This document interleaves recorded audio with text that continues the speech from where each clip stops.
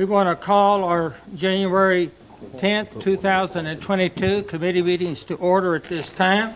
I want to remind commissioners, if you've not turned on your mics, please do so. And then as you address the commission, please use your mic. Commissioner Chair DeBoard of the Finance Committee, you're recognized. Thank you, Mr. Chairman. I'd like to call the Finance Committee to order. Do we have any visitors wishing to address the committee?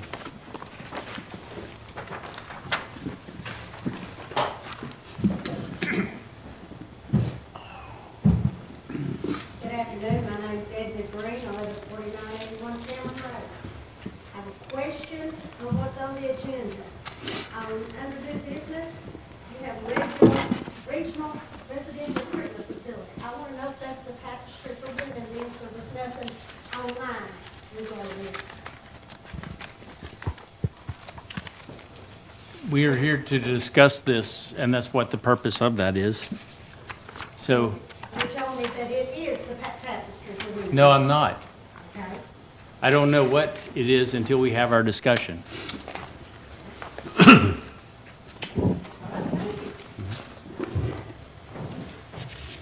Anyone else that would like to address the committee?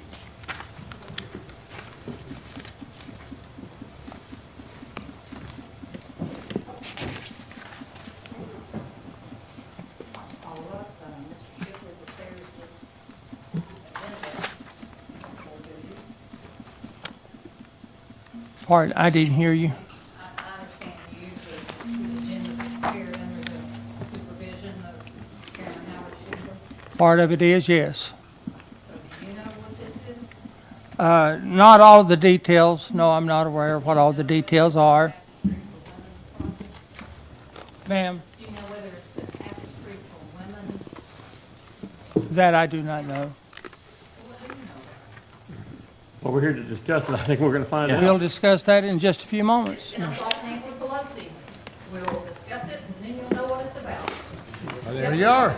That's what it's here. That's what we're here for tonight. Do you have anyone else that would like to address the committee?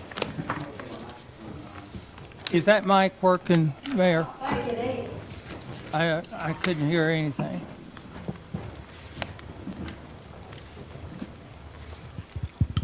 Now it's working. Thank you. Gwen Holden, 8150 West Point Drive, Talbot. My question is, why was it not put on the agenda, and why do you all not know anything about it? You're our representatives. We're your constituents. Why do you not know? That's dumb. That's dumb. You should know what your business is before you start. How are we to ask questions about anything that we don't know about? How are you all going to ask questions about anything you don't know about? And everybody else's has to be put on the agenda. Why not that? What are you talking about? The tapestry. This right here. That's what we're beginning to start talking about. We don't know really what it is. We're going to find out. Well, you should know about it before you start your This meeting. is the committee meeting. It should be on this paper and explained how it is and what you're going to ask. Do we have anyone else that would like to address the committee? Mercy. Lonnie Billington, 317 Stubblefield Street, Whitesburg. I just have one question. Of course. If we're only allowed public comments at the beginning of these meetings, how do we know what to ask? How do we get answers to stuff that you're discussing on down further when we don't know what it is? Thank you. Do we have anyone else who would like to address the committee? Seeing none, in your package you have the monthly expenditures in front of you. Do we have a motion for the acceptance of the checks as submitted? So moved. We got a motion, we Second. have a second. Thomas Doty? Yes. Do we have any questions? If not, all in favor, let it be known by saying aye. Aye. Any opposition? Motion carries. In old business, we have none. In new business, item 4A, Regional Residential Treatment Facility. Judge Boniface? And I apologize, to cause such a ruckus. I did not mean to. Maybe I can, by our discussion, maybe I can make things clearer. We are here, it's a group of judges are here today to ask for your help. We, as a group, do a lot of recovery courts and criminal cases. And so what we've noticed is that we are in desperate need of an inpatient rehab facility in our area. We don't have anything in eastern Tennessee. I have Judge Street from the 1st Judicial District, Judge Rice from the 1st Judicial District, Judge Goodwin from the 2nd Judicial District, Judge Pearson, which you all know from here in our district. And there is nothing for us to get these people to treatment. And we have come up with a place that is in Carter County, that is a DOC site that would be very quick and easy to move into. And we are just asking right now that the funds that you have from the Baby Doe lawsuit not be allocated until you give us an opportunity to get a more solid plan so that the community would know and have more information about it. But at this point, I think we all know the jail does not work as a treatment facility. If it did, we would not have the problems that we have today. But what we do know are these inpatient rehab facilities and recovery courts are working. Right now, I have people in our jail, which is overcrowded at all times, and that is because I can't find a bed to put them in. I have currently about 15 participants in my recovery court, each and every one of them, except for the few that are still unfortunately in jail waiting on a place. They're all compliant. They all have jobs. They all are drug-free at this moment through the hard work of treatment facilities and the recovery courts. But we can't do it if we don't have a place to put it. And what we would like is in the future, if we can get this up and running, the governor is on board, which Judge Street will talk to you about.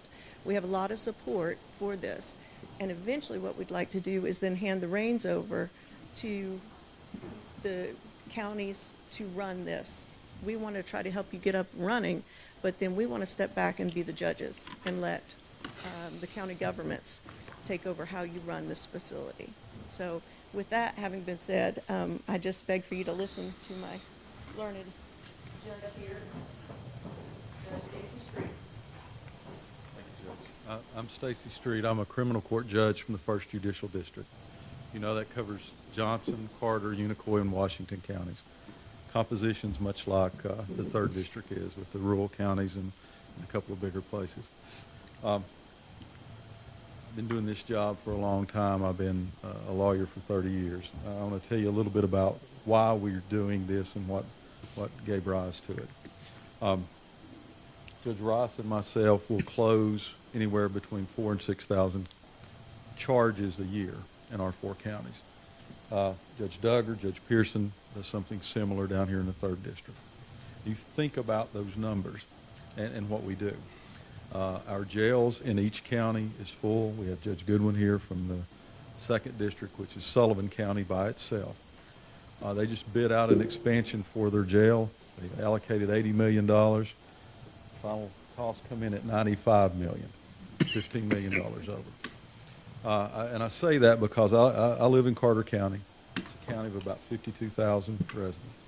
It has been 52,000 residents for the last 75 years. Our jail has tripled in size in the last 25 years while I've been practicing law. It's not because more people are coming in. It's not because more crimes are being committed by just mean people. It's drugs. Drugs are causing that.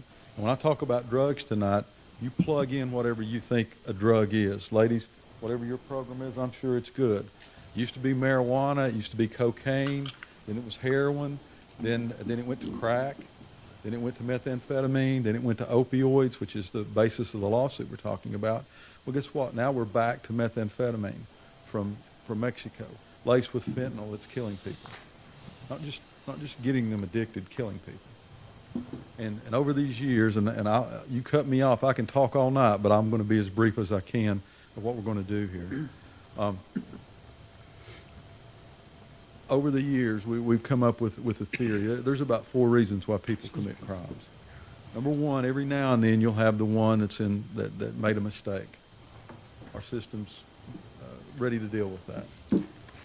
Second reason is they have some kind of mental illness. They have some kind of mental illness that prevents them from understanding what they're doing.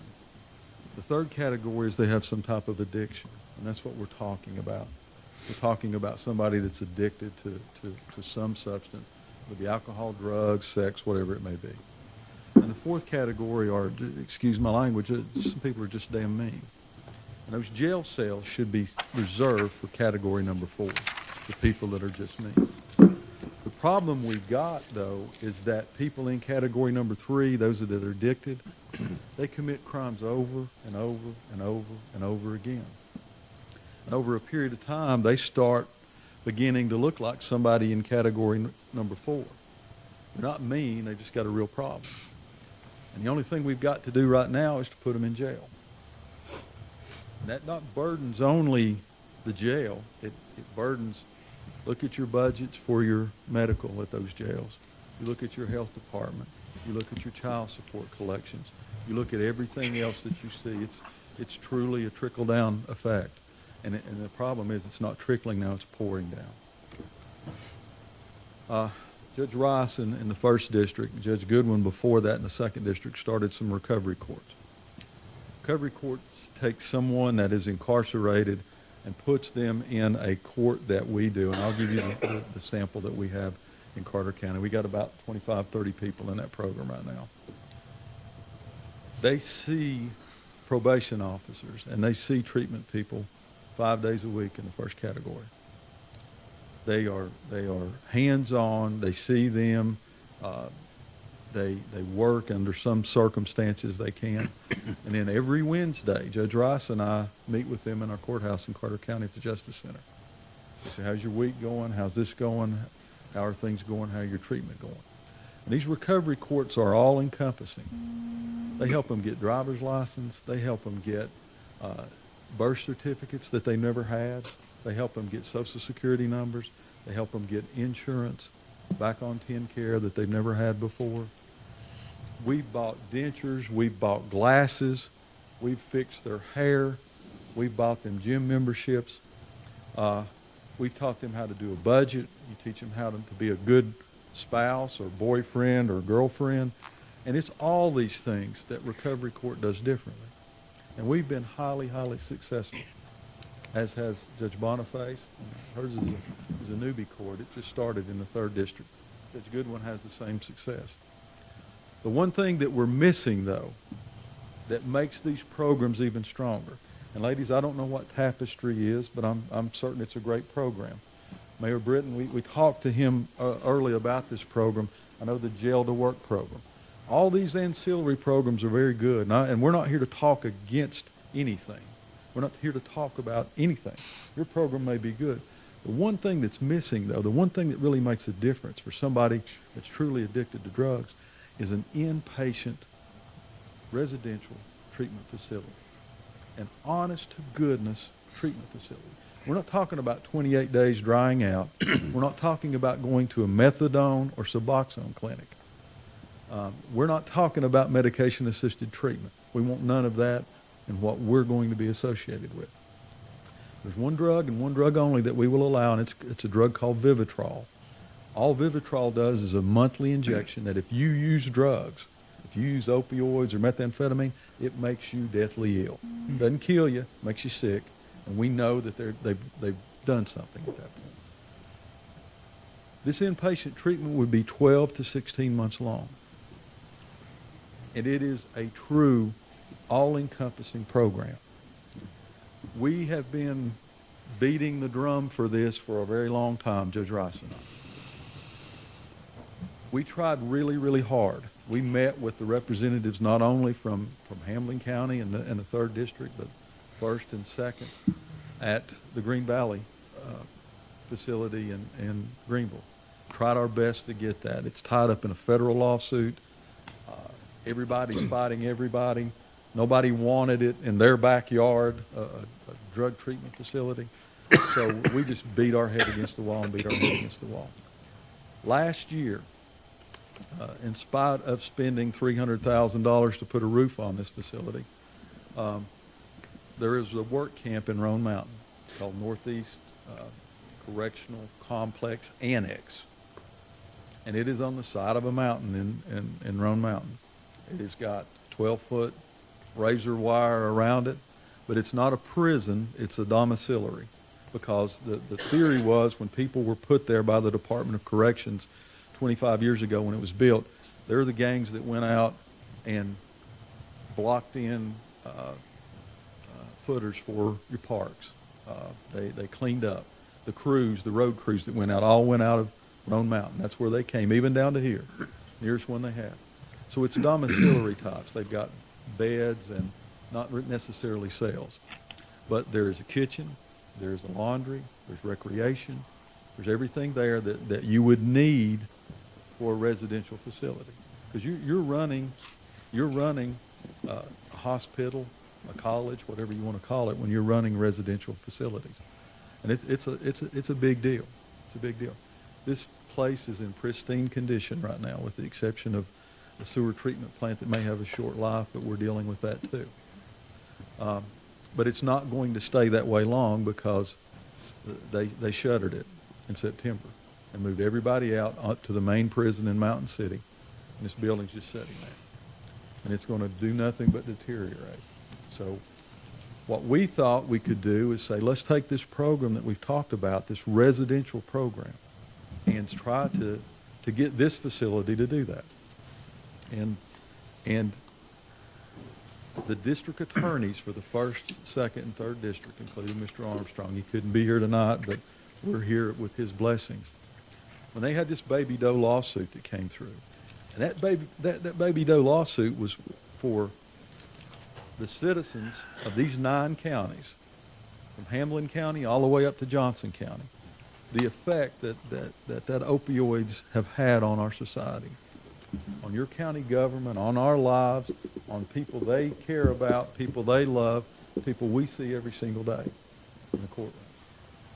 And the money that was finally settled in that case, $21 million after attorney fees and all of that, of which your county, I'll pull that, got $1.833 million. $1.833 million. And what's different about this Baby Doe money is that there's no strings attached to it. Anytime we get a grant from the state to help something, or somebody gets a grant for one of these programs, they always tack something on it, such as you have to make it accessible to methadone or Suboxone, or you have to do this, or you have to do that. This money is without restriction. You're free to do with it whatever you want to do. You can buy sewer lines, you can buy squad cars, you can buy bulletproof vests, whatever you want to. The DAs came to us and said, look, we've heard you over and over and over again beat your head against the wall about a residential inpatient facility. Let's try to convince everyone to use this money, or as much of it as we can, to get something like this going. We want you to do it. Because you all have talked about it, you all go and try to talk to these people. So we had a meeting with the mayors of the counties, just simply because we couldn't get everybody there in Jonesboro one day. And Judge Rice and I, and Judge Goodwin, and Judge Boniface now, and Judge Pearson, we've been on a road show going to every county, but it's not just the counties. It's every little municipality that's within those counties, every little town, every big city that joined in the Baby Doe lawsuit. So we've been going to every single one of them and asking you to do one thing for us at this point. We're asking you not to spend that money until we can come to you with a proposal for this residential facility. Because what makes this so important is that our recovery courts work better. Because right now our participants, they come out of jail and they're right in the same environment that they've always been. And if they can make it through that program, right in the mess that they're in, they're a lot of times they're stronger in recovery. Our problem is, though, we lose so many that are in the same environment that they're at, whether it be their family, whether it be same thugs that's coming around them, same people that same people they've run with their whole life. And I'm not big on studies and statistics and all that, but what we see personally is if we get somebody that goes to a true treatment program, it takes a long time for those receptors in the brain to change that have been burnt and fried and given up on to change. And that's what this inpatient does. And these residential programs, when they come out, their chance of staying clean, which is our whole goal, is so much greater. In most cases, it's about 90% chance. And all of the programs then that you talk about, we don't want to do away with them. I don't know what the tapestry is, but I'm sure they do great work. I'm positive that the Jail to Work does great work. This residential thing, all it does, that's the missing piece for all of these programs. We put people in these programs, Judge Rice and I do it all the time, crossing our fingers and a hope and a prayer that they've hit rock bottom so bad that they can do something. These programs will be even better if we can start them with a true treatment to begin with. Our plan is that if everyone will hold on, and we've been to Carter County. Carter County's taken their entire allotment, $1.9 million, and let's say $1.8 million. I'm sorry, 1.8.06, and they have sent a resolution to the governor asking that they lease this facility to us.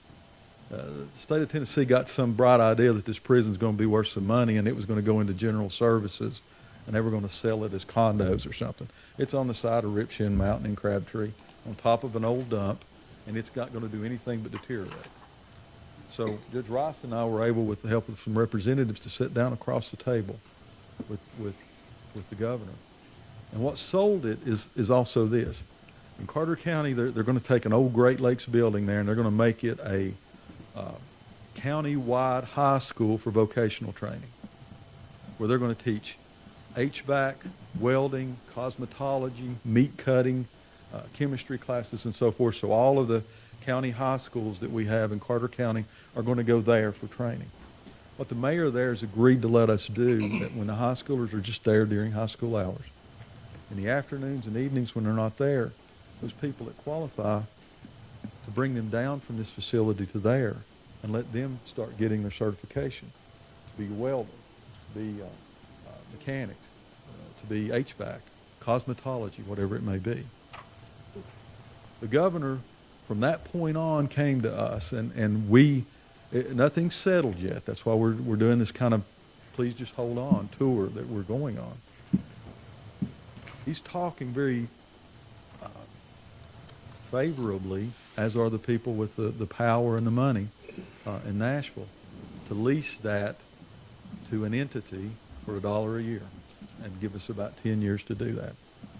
But in addition to that, this money right here, you all think about what it takes y'all know what it takes to run a school. They're not even spending the night in a school. Running a residential place is going to take a lot of money. And if we got every dime of this $21 million, it wouldn't be enough to do it. What we're not asking you to do, though, is to dedicate any money in the future.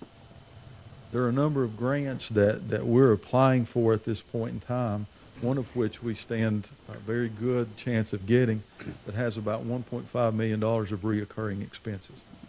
And we're going to run it within whatever budget we're given. We don't want your money. They give it to us and trust us. Our vision is to set up a subcommittee of the 1st Tennessee Regional Development District, or something akin to that. Much like we run the regional airport, or much like they run the regional detention center in Washington County. When you get to Hamlin County and Greene County, you're kind of stretching over that a little bit, what the current makeup of that is.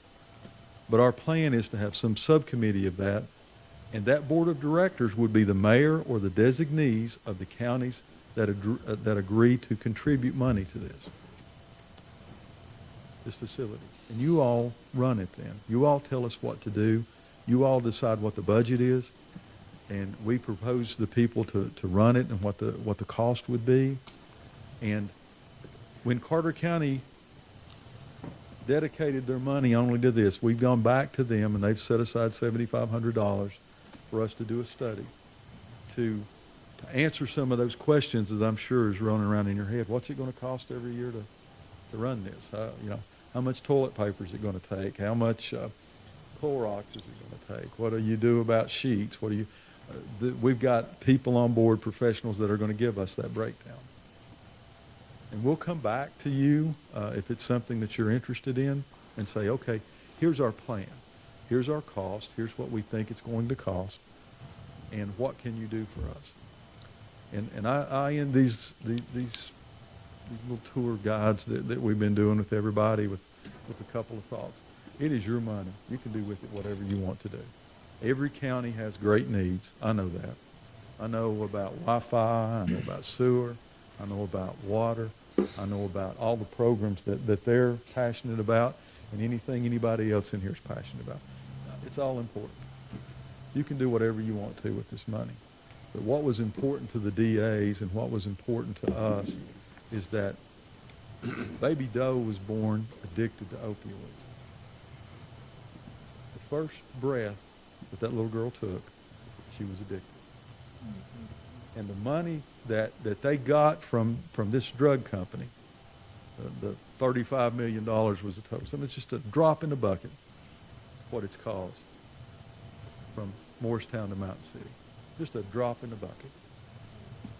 But this money that has been gotten, this $21 million, we feel that money should go to something that kind of prevents that from happening in the future. And that's some kind of recovery, and what's the best way to do it? We think this is it.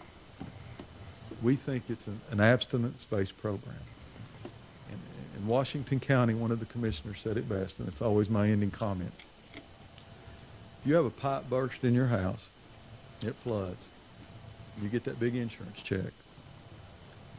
You go buy a new carpet, you buy you a new couch, you buy your new big screen TV, but you don't fix the leak, you still got a leak. If we don't stop this leak, that is the drug addiction. And again, plug in whatever drug you want to. And we're just going to keep fighting it over and over again. I thank you very much for your time. We're happy to answer any questions that you may have. Ladies, if you want to know about this program, I won't take their time out. We'll go out in the hall and I'll talk to you all night if you want to. I'll let you know what we're talking about. But it's something that we really believe in, and I honestly believe it's something that can make a difference with those that need it most. Those people that are in category number 4 now, that should still be in number 3. Thank you all very much for your time. Judge Street, what number of beds is this facility that you're talking about? I forget my facts. There's 185 beds. There's 185 beds. We, of course, would start, something manageable till we get that, because you've got somebody full-time. But we would have them, you got to have somebody oversee the facility. You got to have somebody oversee maintenance, or somebody oversee meals, and laundry's not that bad. But part of their stay there, they would have to do those things. They would have to cook their own meals. They're going to clean it. They're going to take care of it, those things like that. But 185 beds. And Families Free is an organization in Johnson City and Elizabeth that administer our recovery courts. They also do for the 2nd District and for the 3rd District, Families Free. They got their start because they're the ones at the NICU unit that get somebody to take care of that baby when it's born. And they've been doing it way before baby Doe was ever even thought about. And at this facility, because it's a prison, it's not necessarily the best for women. Because part of this program you don't have any idea how many children we've reunified with their mothers through our recovery courts, because they've earned the right to get that child back. This facility probably will be for men only at the beginning. What we want to do is then have a mirror facility that would be funded through Families Free, not through this. We're not asking for that that would do the women, so they would have an opportunity to have their children there with them at certain point in time. One other thing, and thank you very much, Commissioner, for your question that I didn't talk about. We want to partner with anybody that wants to help with this. ETSU and Ballad Health and all those things, you see, they want to partner with us. And if they want to do what they're really good at, Frontier Health, then we welcome them to help us. But with this, no restrictions on this money, it will be on our terms. No Suboxone, no methadone. If ETSU wants to come and provide medical care, that's what, not ETSU, but Ballad Health. If Ballad Health wants to come and provide medical care, that's what you do. Come on, do it. If ETSU, if you want to send over your psychiatrist and your psychology students to help with this treatment during the day, come on, please. We would welcome that. Or help with our statistics about what it's going to take. Frontier Health, if you want to come over and provide mental health treatment, please. As a matter of fact, we would like to designate 10 or 12 of the beds in this facility only for mental health. Because a lot of times what you see is Category 2 and 3, they're co-occurring conditions. A lot of mental health, a lot of drug addiction are the same thing. And if you ask your sheriffs, if you ask your district attorneys, what do you think about this? I know Dan Armstrong does, and I know the other ones do. The sheriffs take people to jail and are turned away from hospital that have mental health treatment, and they got nowhere else to take them. There's people sitting in jail with mental health problems that they're simply being locked away.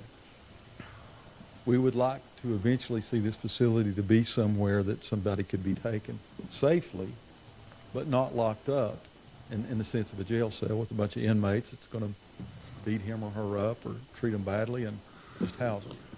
So that's what the 185 beds are total. It could be more, it could be less, what the final structure looks at. But at its peak, it held 185 inmates that came in and out each day on work crews at different hours.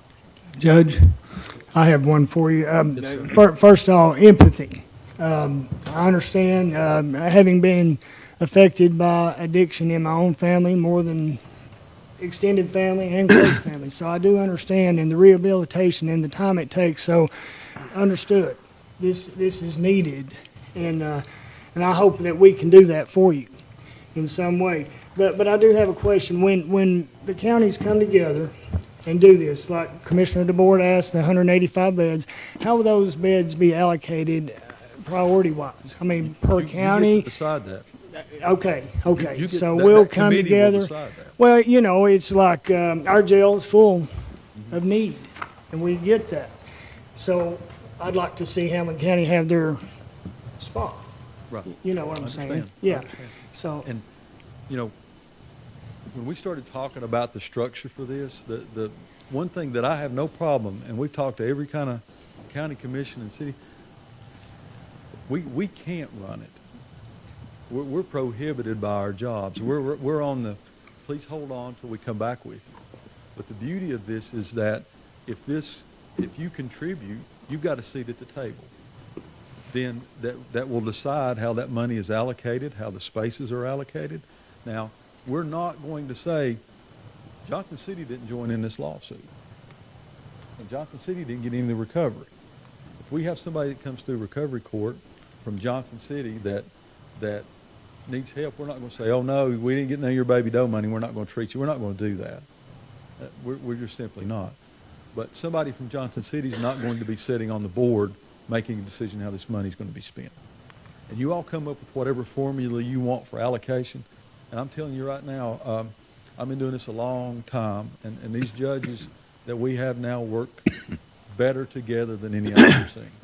So if there's a bed that is available and there's a need, then you all tell us how we're going to do that. And Right. you got good county attorneys, you got good city attorneys, you got smart business people, you got a good makeup on these commissions and can direct your mayors on how you want it to look.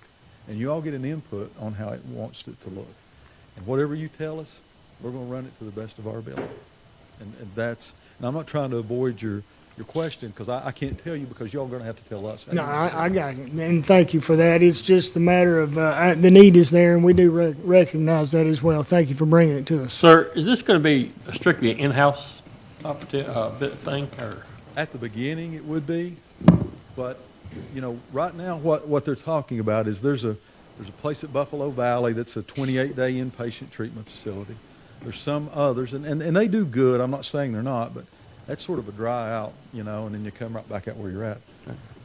Sometimes that may be enough in certain small circumstances.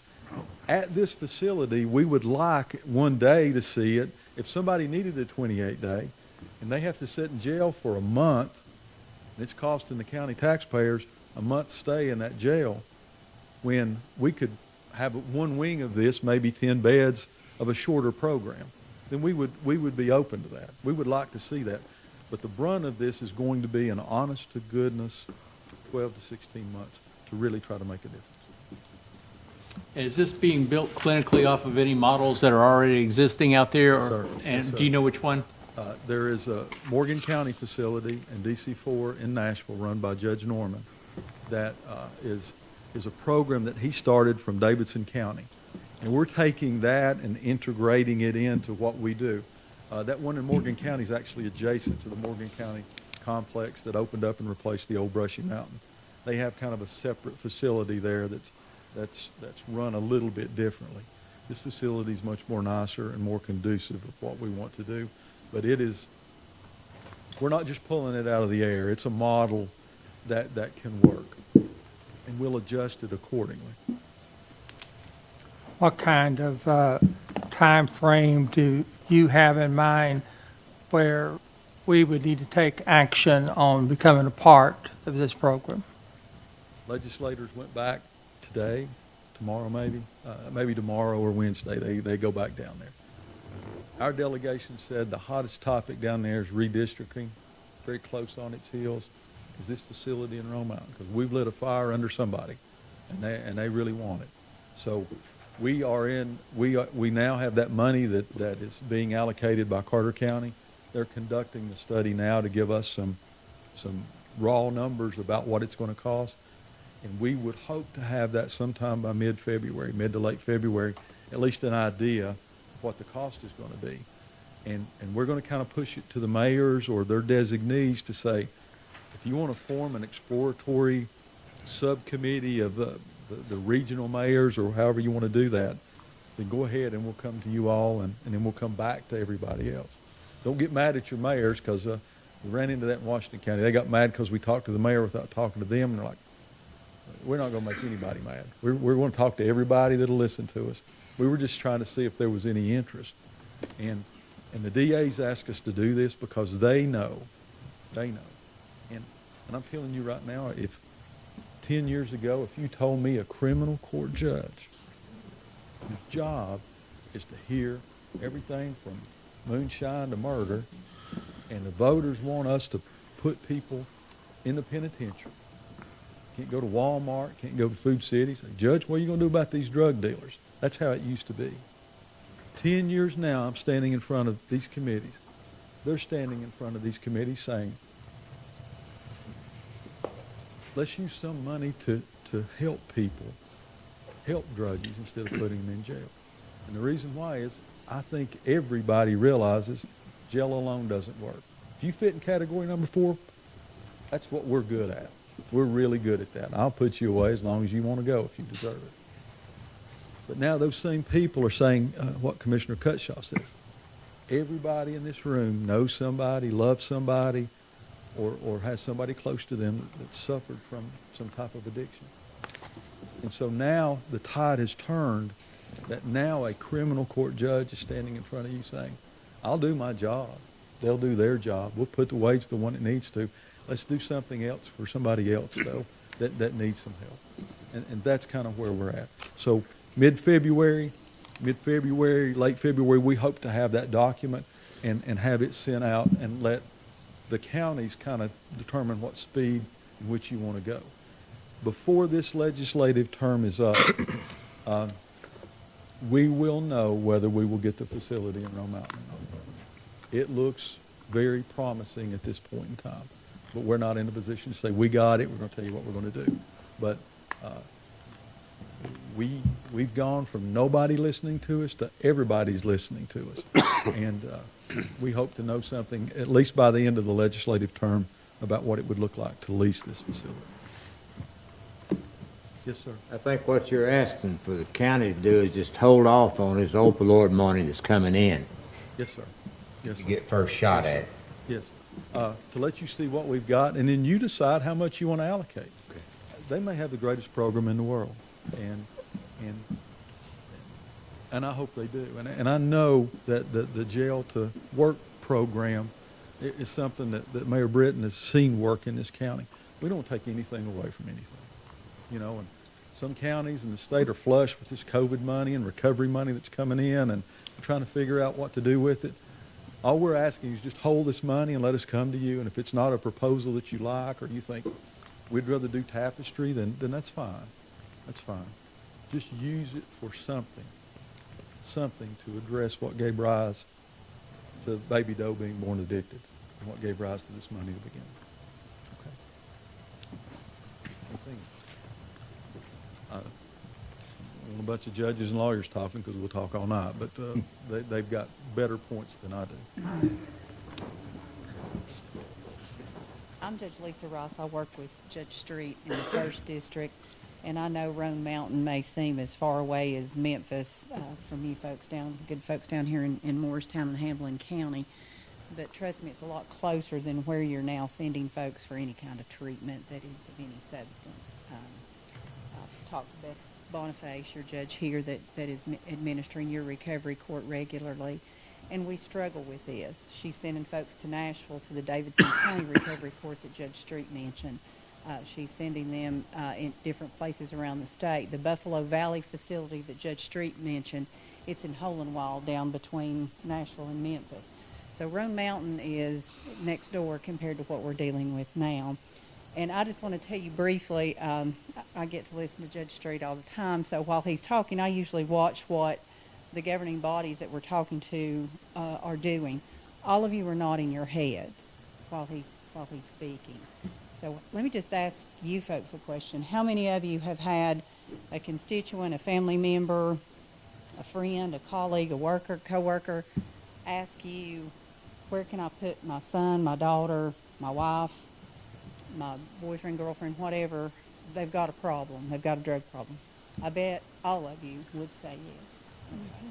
Well, those folks are a hair's breadth away from being on a criminal docket somewhere. I heard a doctor speak, a successful doctor not long ago, who's addicted to opioids, which happens more than you might think. And he was outside of a Walgreens pharmacy, seriously considering taking his gun and going in and robbing that pharmacy. There's a former police officer who has been convicted of murder right down the road here because he went into a pharmacy after he got hurt on the job, got addicted to opioids, robbed the pharmacy, killed the pharmacist and a bystander.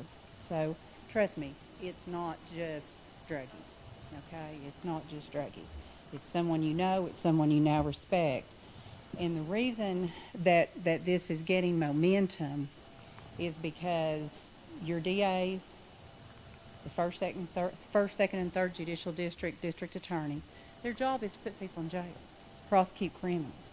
They realize over their careers, which they are all three, Barry Stalbus in Sullivan County, Dan Armstrong here, and Ken Baldwin in our district, they're all three career prosecutors. That's what they've done their whole career.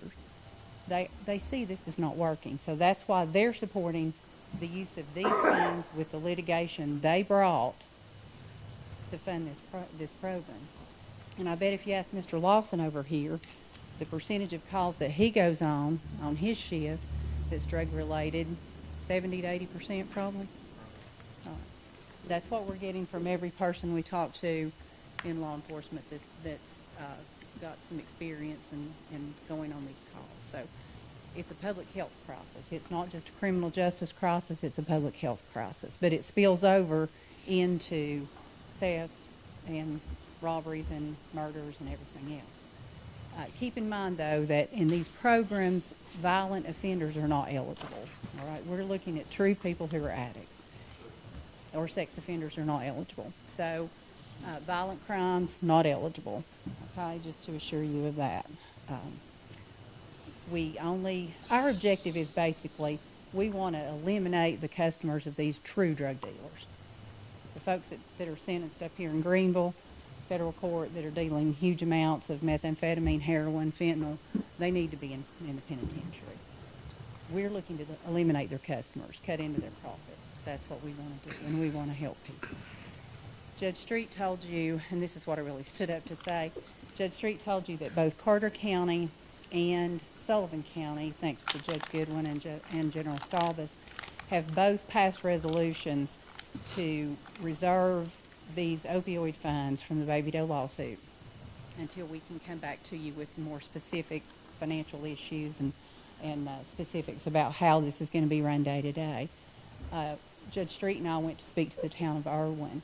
I just got a text while he was speaking, oddly enough, that they also have approved that. So we've got 3 governing bodies, just like you folks, who see the need and shook their heads just like you were shaking your heads, and have approved just the resolution to stay and reserve the funds until we can come back to you. And that's what we're asking.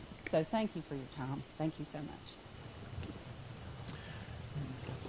Does anyone have any additional questions?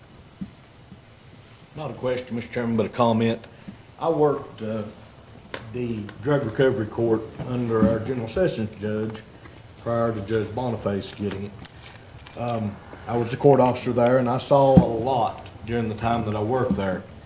There was a lot of people that went to the 28-day programs and came back in. And yes, some of those did graduate. But I do not remember a single one that did it without consequence, without a recurring drug incident, without spending more time. But of the ones that I can remember that went through the long-term facilities, the 12 months, 16, 18 months, I don't remember any that had an occurrence as they came back into recovery court. I even remember one young lady, which anybody that's dealt with the drugs knows that there's a lot of tooth decay. She had every tooth pulled the same day and refused any pain medication, only used Tylenol of her own accord. She had already graduated. She was fine. She could have, but she chose not to. These long-term programs really work. I've seen it firsthand. Any other comments or questions, Mayor Britton?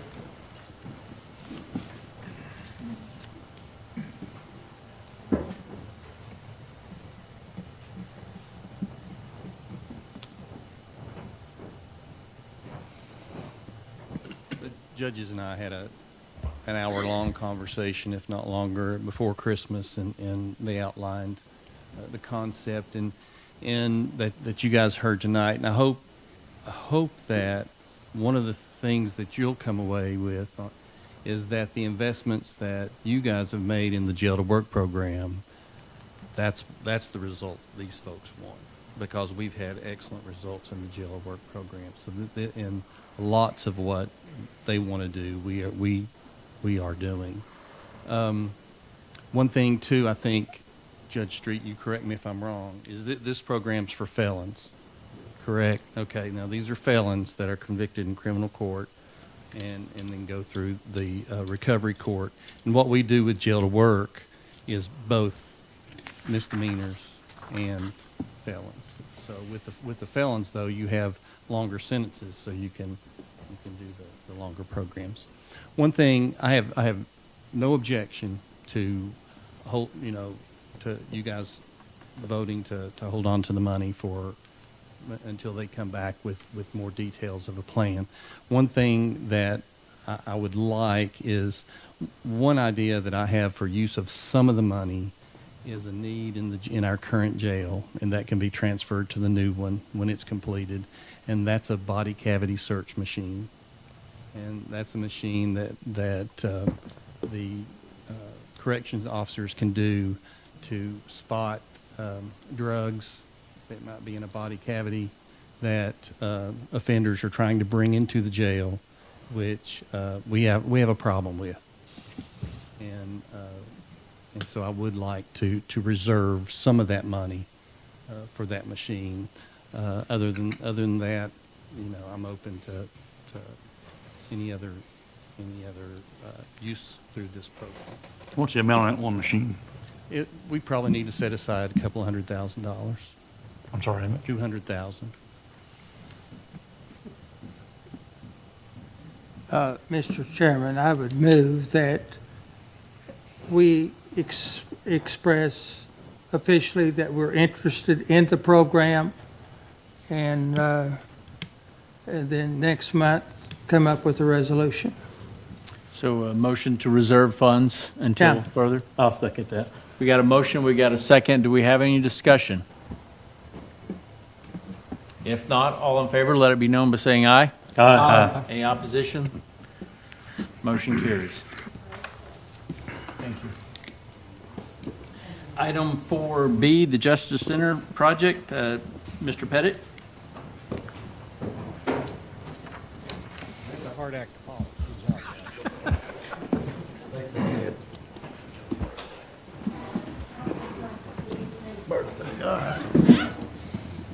So I hope this is one of about 25 updates that you get, and that's all, because that means we're on schedule and on budget all the way through. And I intend to report, unless you get tired of talking or asking me or seeing me or something like that, each month to the committee. One of the things I would like to request from you folks would be, what things would you like to hear from me as far as the update? We've started construction, obviously. We've got a great big bunch of dirt out there right now. We had our pre-construction meeting with the owner, the designer, and the contractor on December the 9th. And some of the major subcontractors were in the audience too when we started it. Notice to proceed for construction was January the 3rd, and so that makes the contract substantial completion February the 2nd, 2024. Erosion control, the activities going on site, erosion control for phase 1, temporary parking grading is going on, staging areas, and the general grading is starting, weather permitting. Groundbreaking took place on December 29th. It was well attended, and the rain held off during that time, so that was good. They've had several meetings regarding the emergency procedures if we happen to have an emergency evacuation of the jail or surrounding facilities. We hope we don't have to report on that at all. The other thing that we need to be aware of is unsuitable soils have been encountered on the site. That was anticipated to be somewhat there, and so they have encountered those, and that's within our allowances that are built into the contract. Could you state that again? I didn't hear it. I'll try to be clear. No, just, Unsuitable soils, no. bad soils that you can't build upon, have been encountered on the site. In our contract with the general contractor, there is allowances for encountering such unsuitable soils, and there is a unit price to keep track of that. And right now, we're still within that allowance. And that's about all I got so far. Any questions? Anything you want me to? Tony, what do you do with that unsuitable soil? Well, it depends. Right now, we have to haul it off. And the unit price includes hauling it off, excavating and hauling it off, and bringing it back in suitable soils. Well, So this is a borrow site, which means eventually we have to have more soil than what's available on the site. So those unsuitables, though, should have been able to be moved from excavated material into fill material.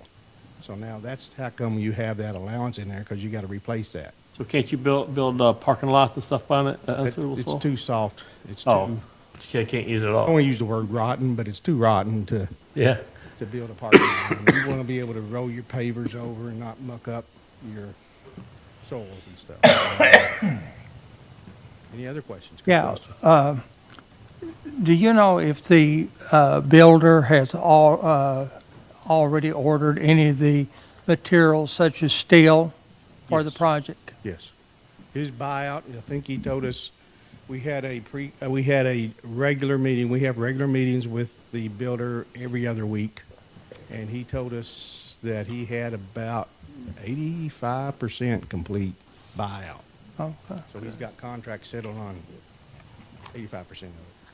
thank you. Anything else? If you think of something you'd like me to report on, let the mayor know and I'll do my best. Okay.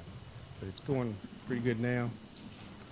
And, I appreciate just the updates like that. I think that's sufficient. okay, all right. Just let me know. Thank you. Item 4C, city-county impound lot agreement. Mayor Bredden? In your packet, excuse me, is an agreement between the county and the city of Morristown to lease an impound lot that the city has abandoned. They've moved their impound lot for confiscated vehicles to their new public works facility. Our impound lot is no more. It's part of a retention pond that will hold water that drains off the Justice Center site. So we moved the vehicles, either sold them or moved vehicles from the impound lot that was there at the corner of the jail in the corner there to this new lot at the old Roy Widener trucking company on North Liberty Hill Road. The impound lot agreement is there before you. It's a 1-year agreement that it's a 2-year agreement that can be extended if we choose to do that. If we don't find any other alternative to leasing that impound lot from the city, it's $5,000 per year. We would pay $2,500 for the rest of this fiscal year, which is through June, and then pay every 6 months $2,500. We have to carry insurance on it, which is part of our normal insurance. We have to pay the utilities, which it is lit. We have a couple of lights we have to replace, and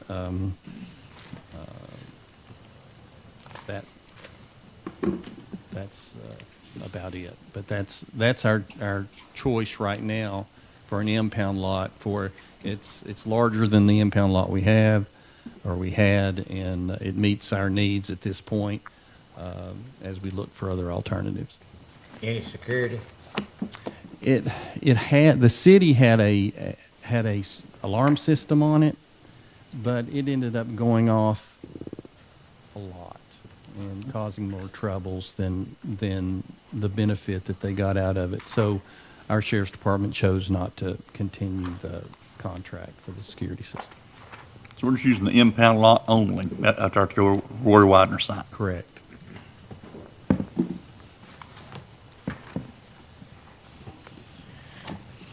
Do we have any further discussion or questions? If for some reason we have 10 cars out there, 15 cars out there, whatever, and we have it burglarized, people go out there and rob tires, wheels, whatever off it. So our insurance, and we are responsible for it. Correct? Correct. If now, let's say that some of the vehicles are vehicles that have been awarded to the county. Right. Or through a criminal proceeding. Some of them are just being held, while waiting trial. Right. Because they were a And crime those scene. are the ones we need to address. Those are the ones we're liable for. If we're responsible for them, should we not have some kind of security out there? Well, I consulted the sheriff's department, Yeah. and their recommendation was not now, but let's. Did they ever have any issues? you know of, or? Not with theirs, no. I mean, they've had some break-ins, but Yeah. not a lot. Is this fenced in, closed in, all of it? Razor wire at the top. Yeah. Yes.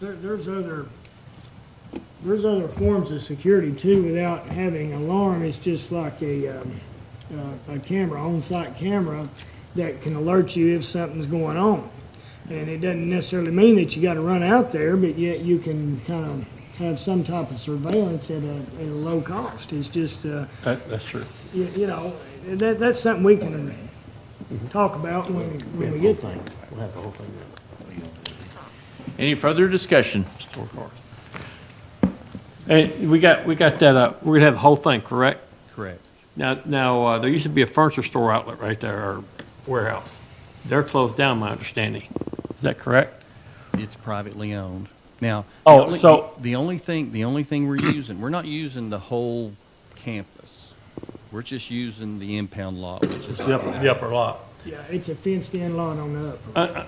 So it's fenced in other than Roy Widener's, it's fenced in other than that, correct? Correct, yes. Okay. Yes. You're not using it to store anything else in there. I'm having to work on the lots there, and it's just a fenced-in lot on the top of the hill, not even all the way on the top. Halfway up. Halfway up Yeah. on the left. It's a fenced-in lot. It's kind of wooded all around it. But Okay. it has some security lighting in there. And that's our only liability there. That would be it, yeah. I think, according to the Okay. mayor, that would be, just lighting the place would be our only cost, Right now, yes. other than the lease. So do we have a motion? I'll make a motion. We've got a Second. motion, we've got a second. Do we have any further discussion? If not, all in favor, let it be known by saying aye. Any opposition, like sign? Motion carries, thank you. Item 4D, gutter repair at Morristown Hamlet Library. Mayor Brennan? If you'll look at the pictures up on your screen, the screen in front of you, the library reported to me last week, when we had the snow and the ice, that their guttering in the back of the building has failed.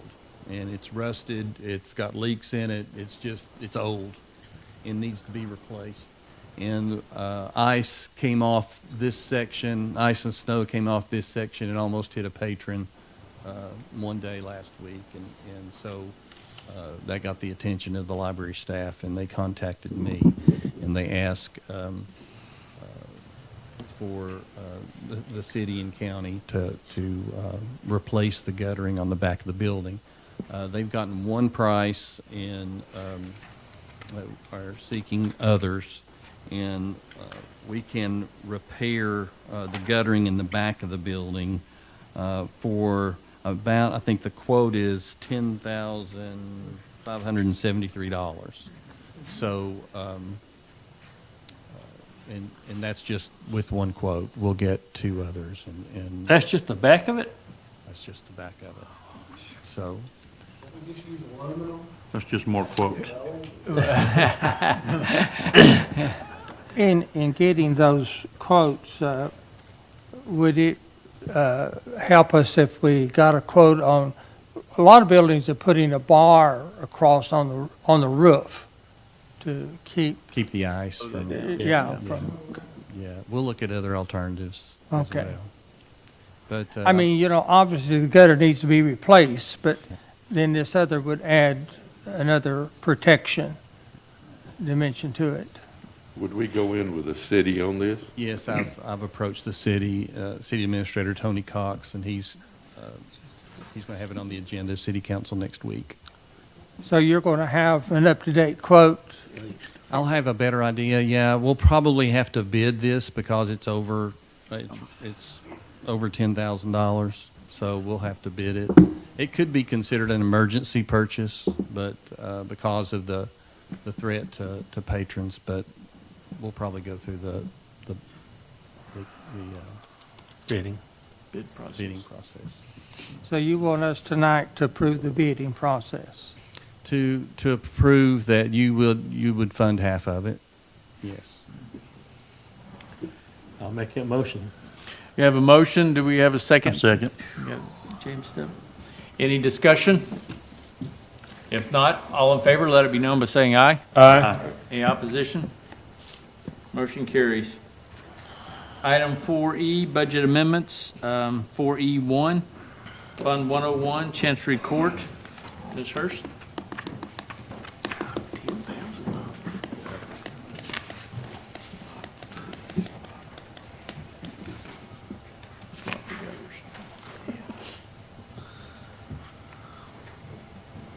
This is going to remind you, and it is actually the identical amendment that you passed for Chancery Court a few months ago. They bought a scanner, and they liked it, and they're prepared to buy another one. And it's a sheet-fed scanner. And this takes money out of their reserve account, which can only be used for, I'm going to say, technology purposes for the Chancery Court. Do we have a motion to approve? So moved.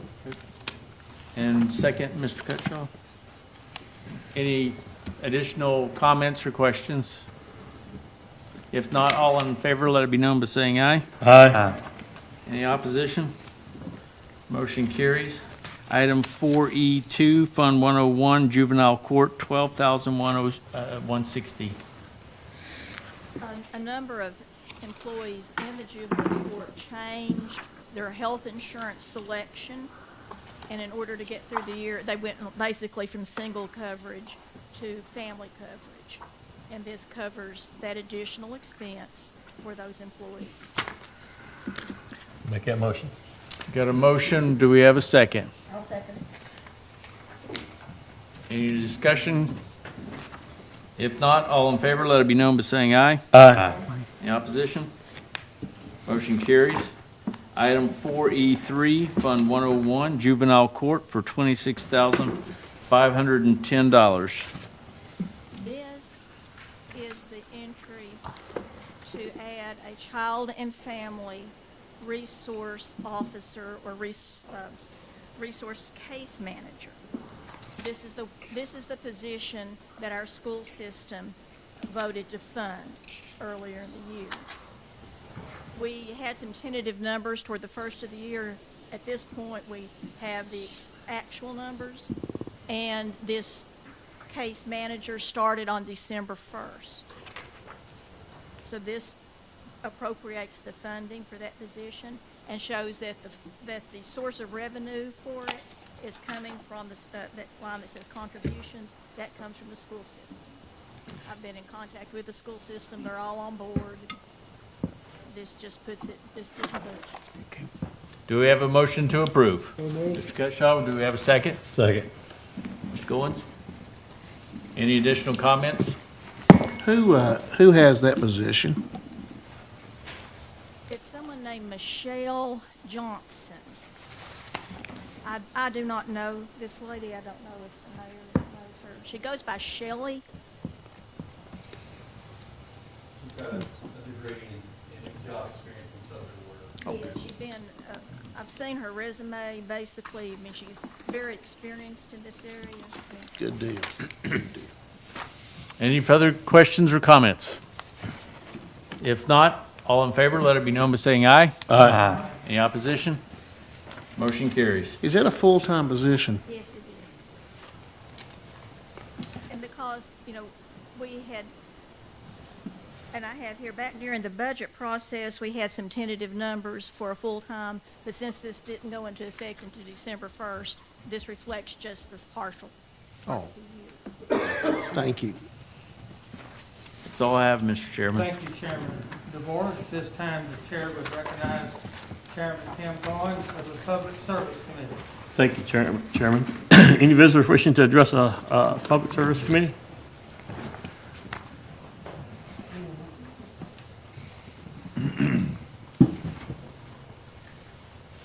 Linda Noe, Joe Stevens Road. I see a Cable Services Commission. Can you tell us anything about that so we can know whether to say anything? We're fixing to discuss it. It's for information purposes only. We've been receiving lots of complaints from one cable provider, and we've done a little bit of research. We know when they are going, one of our electrical companies is going to provide, and that's just to be shared at this time. Well, it There's says no a action that will commission be or- taken or anything like that. I mean, are you appointing a commission? It says Cable Services, okay, Commissioner Chairman Shipley on the Cable Services. Yeah, I'm going to Okay. address that issue, yes. Okay. But nothing will be voted on as far as money tonight or anything? I don't see that there's not anything we can do as a commission. But we can respond to some of the complaints that we're receiving from some of our constituents. Right. I mean, you make resolutions and things like that all the time, not that you do anything, but you're telling other people to do things. And that gets me to your number C, 4C. I would like to thank Commissioner Neesmith for coming out on this so early, the minute after, or very soon after this state announcement. And I appreciate the fact that now the city, county, and mayor and city council and county commission will be joining in on this.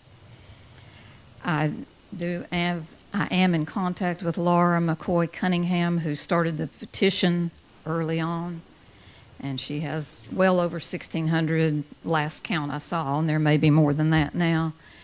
I would like to suggest that we print those off. She gave it to me today, but I didn't want to print it off today because by the time you vote on this, there may be several hundred more. So I'd like to ask that you include in your resolution attaching these petitions and the names of all these people. You know, that could certainly be voted on tonight when you vote on that resolution, to add that you will attach the petitions to that resolution that's going to the state and different officials. Thank you very much. Anybody else wishing to speak?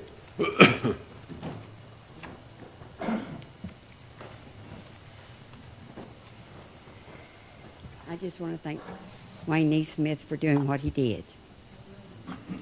And I'm sure Mr. Jack Fishman appreciates it too, because he was told what Mr. Neesmith had done. Anybody else wishing to speak?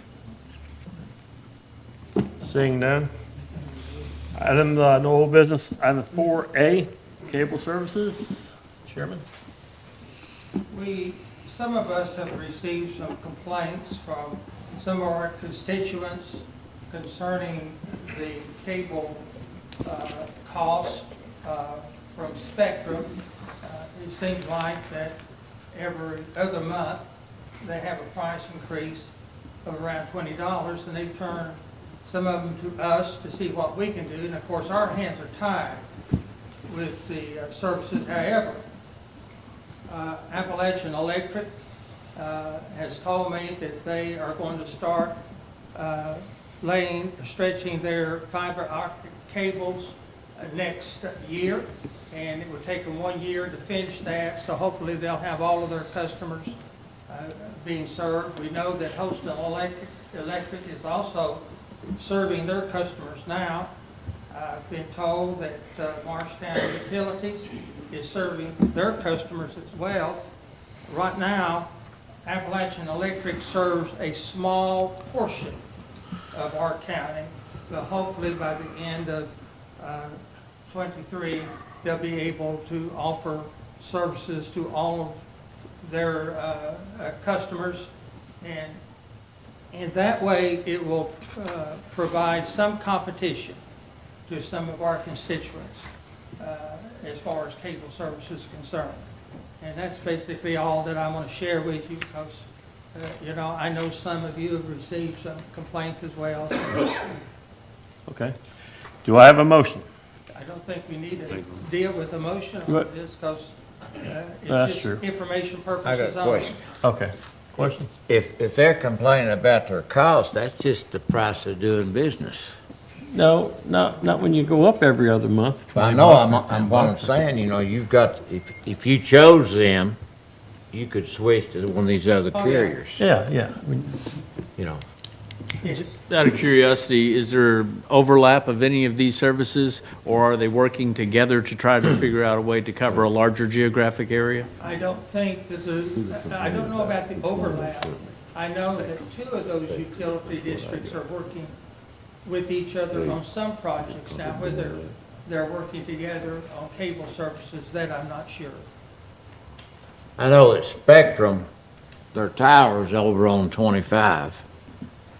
Their cable runs from the tower right down West Croxdale Road, right on my property, and they wouldn't let me hook onto it. Okay, but Holston Electric did. So, the heck with Spectrum. Anybody else got anything to say about that? You can only change if it's offered. There's a lot of places. That's true. Your only option is Spectrum. Anything else? Okay. Item 4B, approval of the 2021 Hamlet County road list. Barry Poole? Barry Poole's not here, is he? Anybody from the road department's not here? I've got something. For the third year in a row, where I live is West Croxdale Road. You need to move. It comes from, and you can look on your sheets, it comes from Old 25 and dead ends on West Croxdale. And they call Old 25 South Cumberland, and this paper that I got says it ends on 160. It's not even close to 160. I'm a half a mile from 160. But then coming from New 25, that road now is called North Croxdale, and it runs into West Croxdale, which West Croxdale now is a dead end. They need to come out there and look at the road so they can see where it starts on South Cumberland, and it ends on the dead end road. And coming off New 25, it starts on Highway 25, not 160, and ends at the intersection where West comes together. I mean, it's 3 years in a row. Mayor, They hadn't this has been an corrected it issue yet. with him for the last 2 or 3 years. Can we get Barry out there to fix this? I'll be glad to show him where the road's at and how it works. If he wants to come out. I've asked for that, but I didn't get it. Okay. Do I have a motion to approve the list? So moved. Second. All approved, make the motion by saying aye. Aye. All opposed? No. Get your issue fixed. You wrote that down, didn't you? Yeah, I wrote that down. Okay. Okay, and then, motion passes. 4C, a joint resolution to the county legislative body of Hamlet County, Tennessee, and the city of Morristown, Tennessee, requesting to make the state of Tennessee to keep the swimming pool in Panther Creek State Park open. Bill? Commissioners, in your packet is the joint resolution that Mayor Chesney and I prepared to present to you and City Council, and bottom line, it asks the State Parks Bureau to keep the pool open at Panther Creek State Park, and talk to local leaders and users of the park about options to keep the pool open. One of the things that I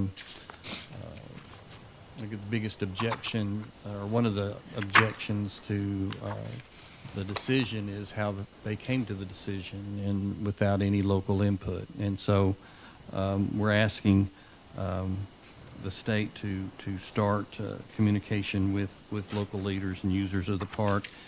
We're supported by State Representative Rick Eldridge and State Senator Steve Sutherland, and once approved, we would send certified copies to the governor, the commissioner, the TDEC commissioner, and the deputy commissioner for parks and conservation. Bill, do we know when the state started working on this pool, closing the pool? You know, it just didn't start in November.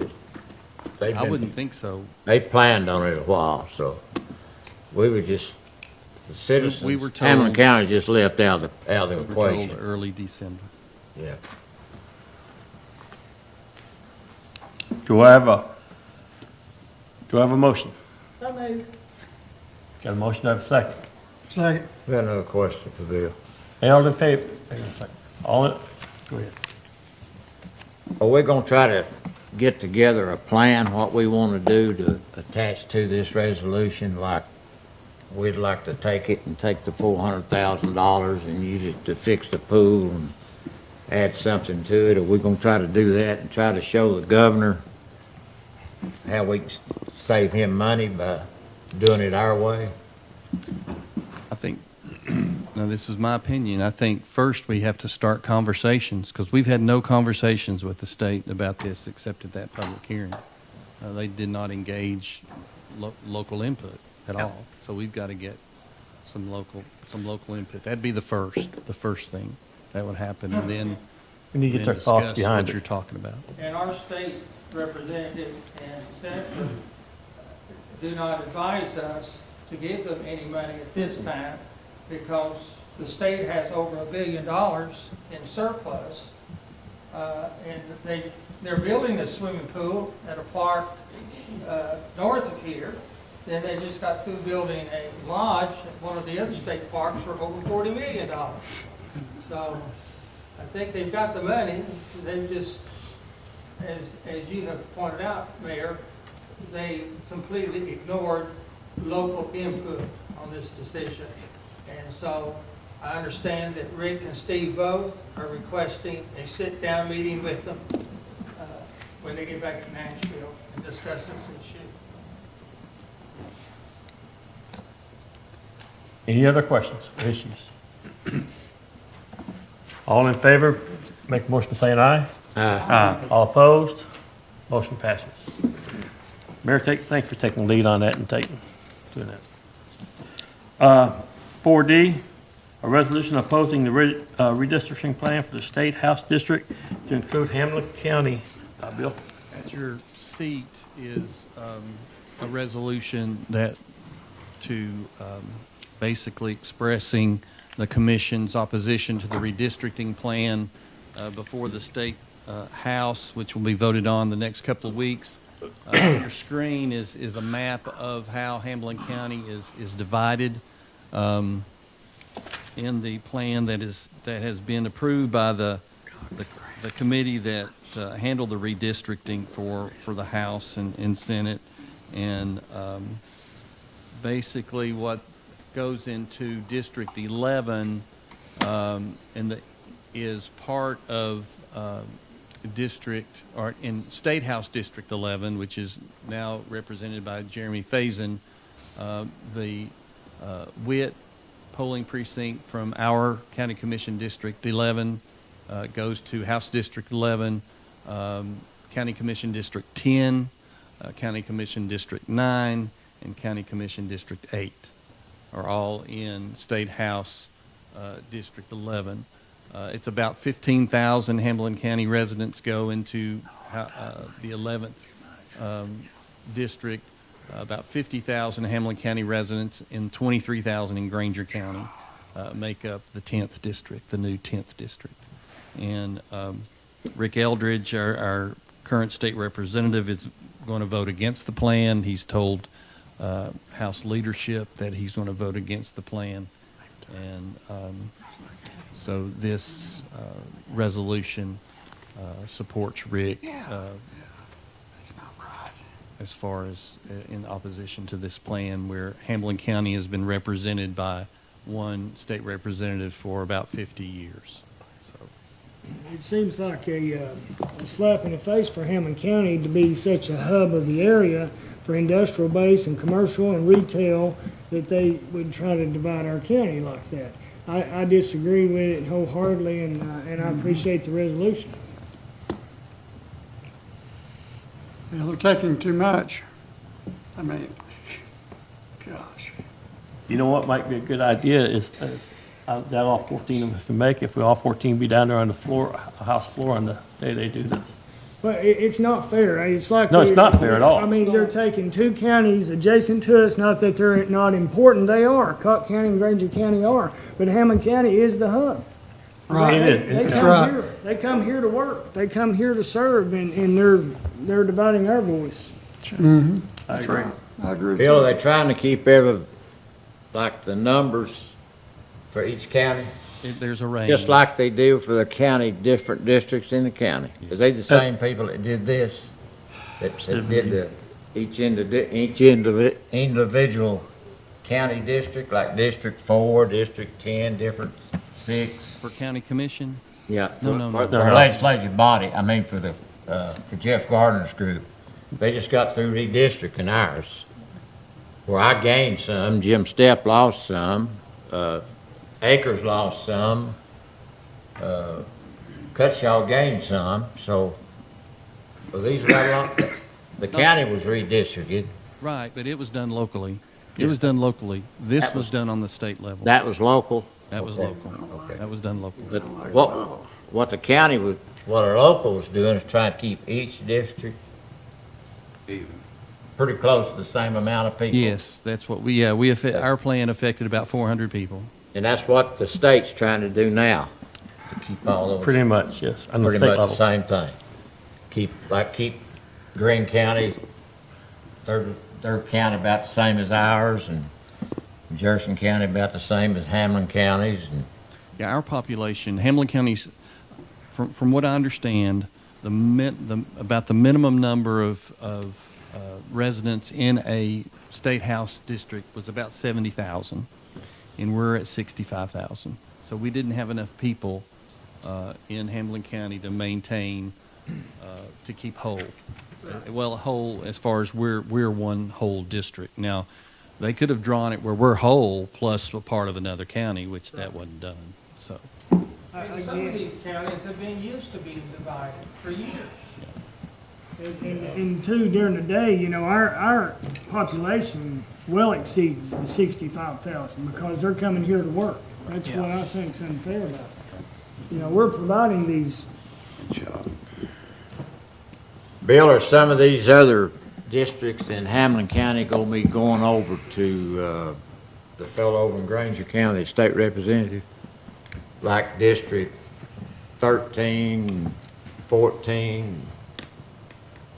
The 7? county district? Yeah. You're talking county districts. Yeah, all the districts from District 7 West stay in State House District 10. Okay. They stay in House District 10? Yes. Okay. So you're talking about the fellow from Newport that's gonna pick up 10 and 11? Jeremy Faison? Yes. Okay, but nobody else will be picked, like the man, what's the representative over in Granger County? No, it'll be, the way this plan is Rick Eldridge and Jerry Sexton, if they both choose to run, will run against each other for that seat, for the 10th district.